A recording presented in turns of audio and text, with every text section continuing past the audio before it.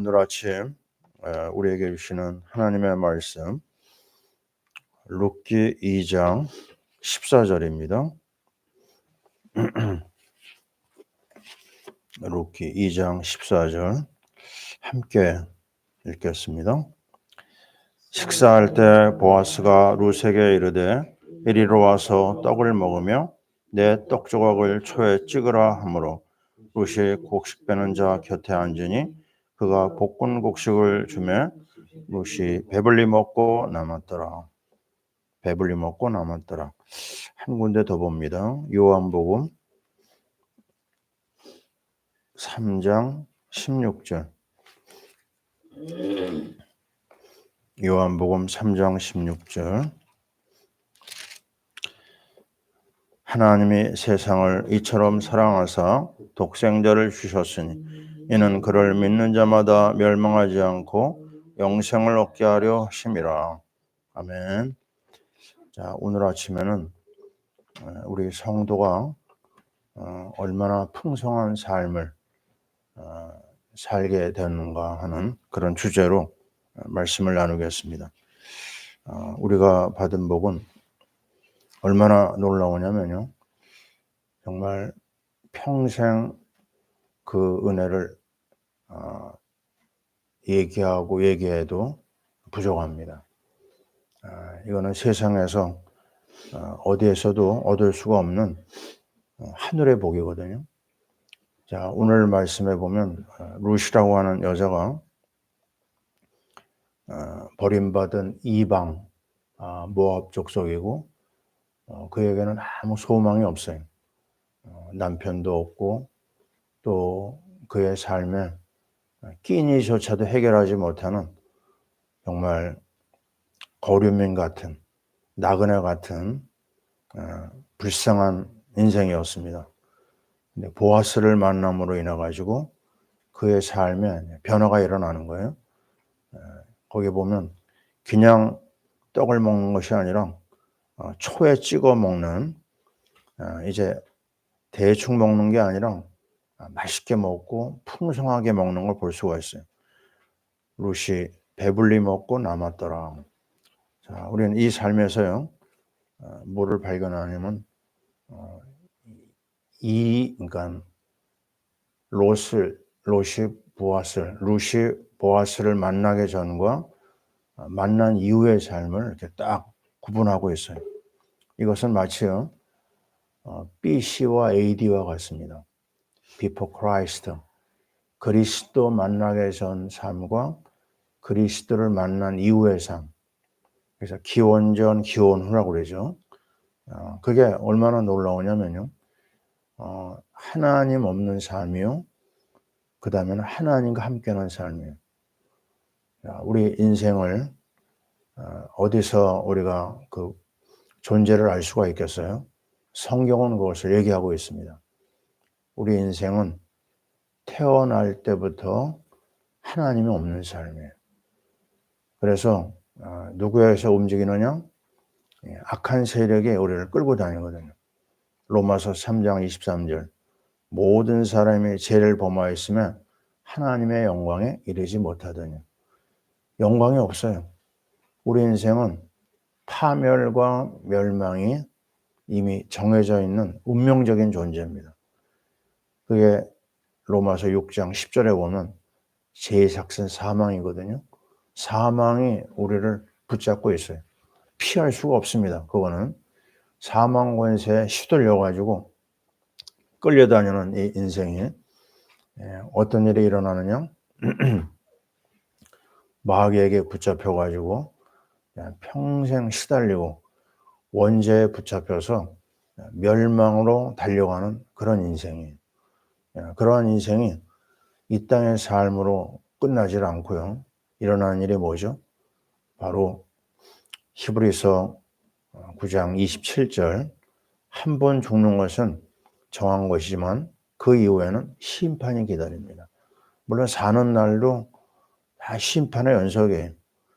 저주의 연속이고 그리고 아주 본격적으로 이제 지옥으로 들어가는 겁니다. 계시록 20장 15절에 생명책에 기록되지 않은 자가 불못에 던져진다. 지옥이 삶을 붙잡고 있는 걸 볼 수가 있어요. 그렇게 허망한 삶을 살다가야 될 인생. 이 땅에서는 어떻게 사느냐? 이 땅은요, 완전히 그 자기 스스로가 잘난 것처럼 살지만 그의 모든 삶은 정말 창세기 6장에 있는 것처럼 노아시대입니다. 어떻게 얘기하죠?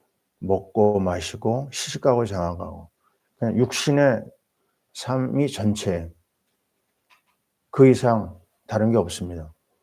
그냥 육신의 쾌락과 돈을 벌기 위한 그런 비참한 인생이 되는 거예요.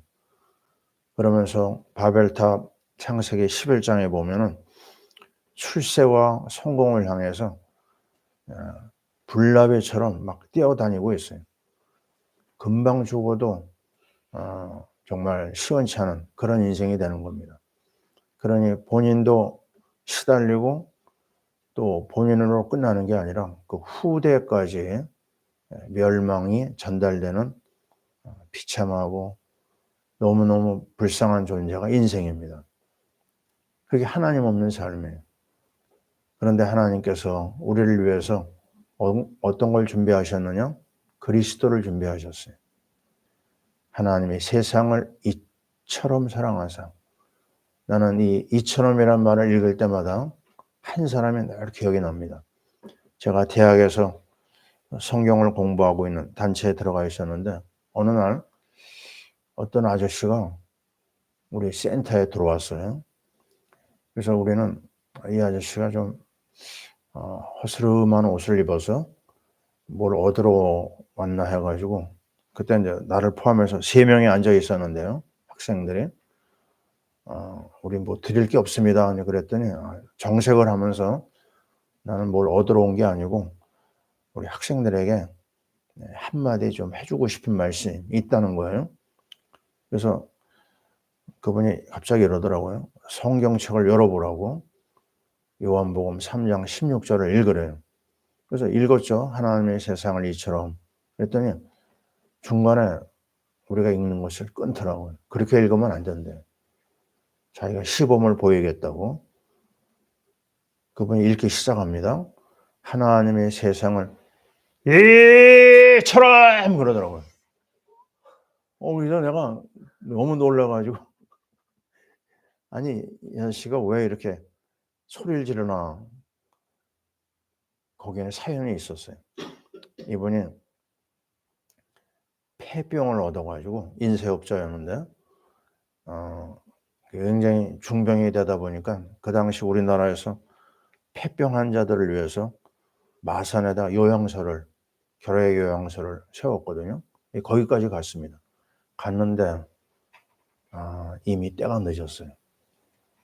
거기에서 진찰을 하더니만 당신은 가망이 없습니다. 그래가지고 시체실 옆에다가 이 사람을 갖다 놓은 거예요.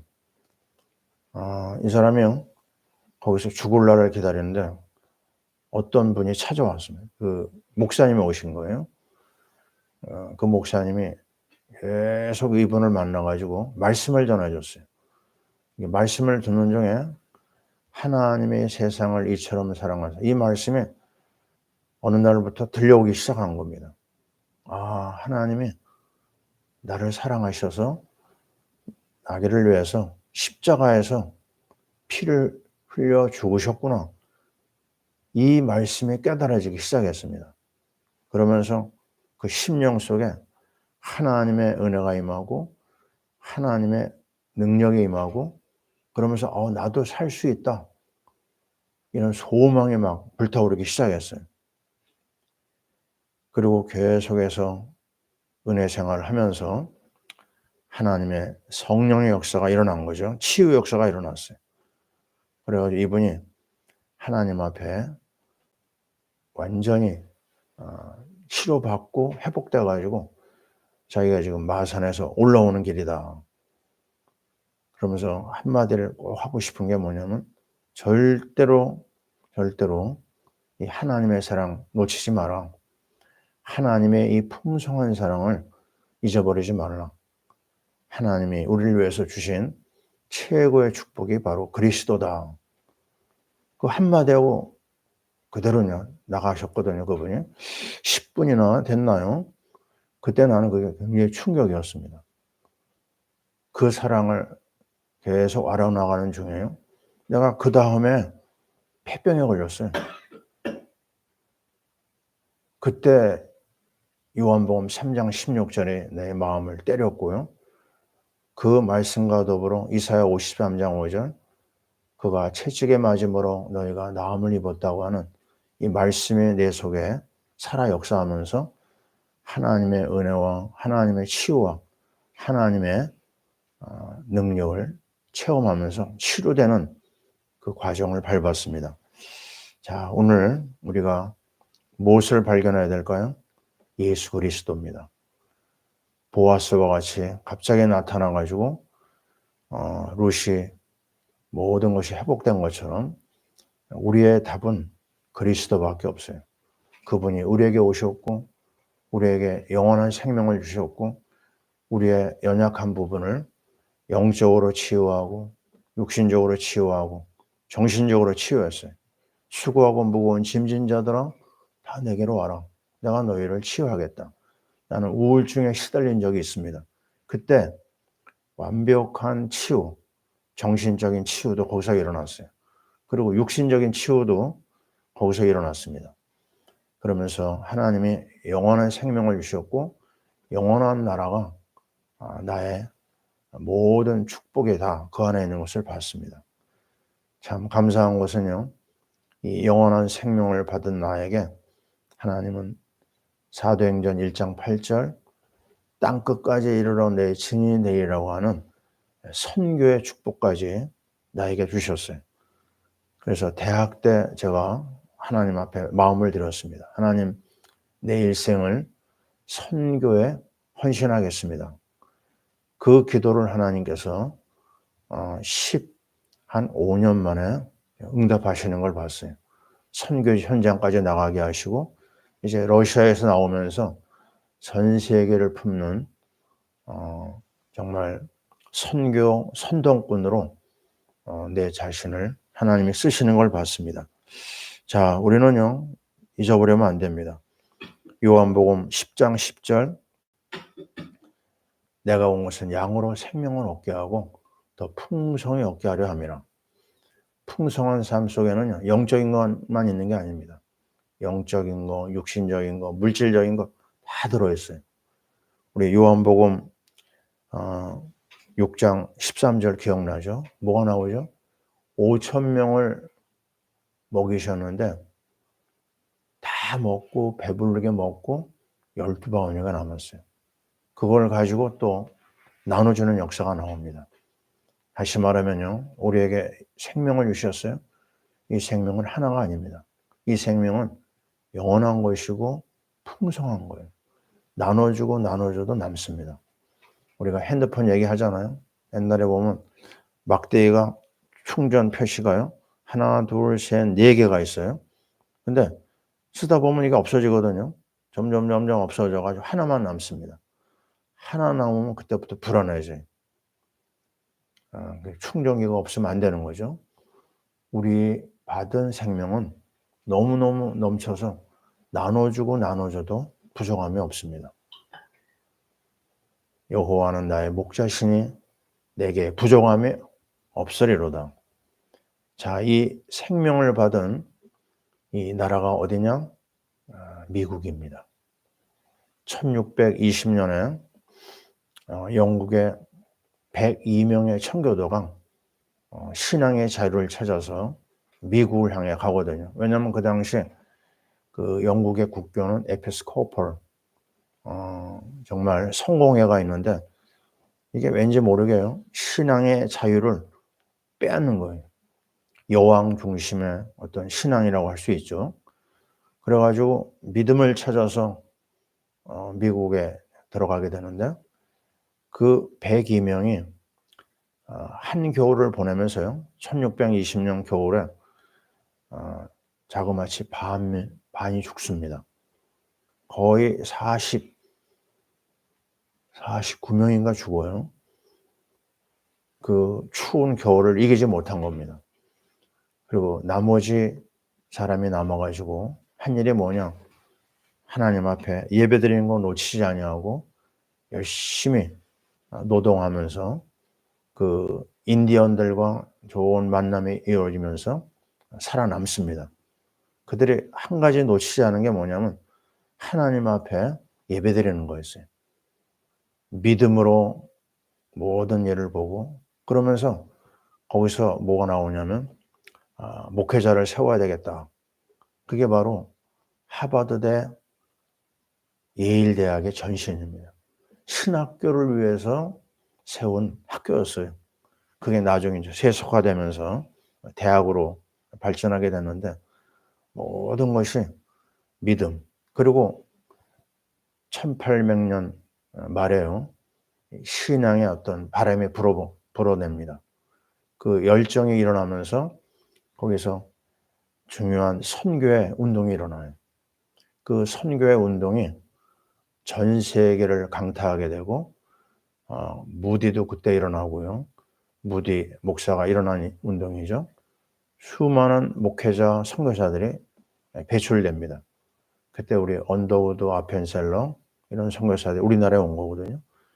그러니까 믿음으로 시작해가지고 영적인 운동이 일어나면서 선교 운동으로 발전하니까요. 어떤 결과가 오느냐? 그 미국이 불과 400년 만에 세계적인 나라가 된 겁니다. 지금 물론 독립한 거로 얘기하면 1776년이죠. 그러면 사실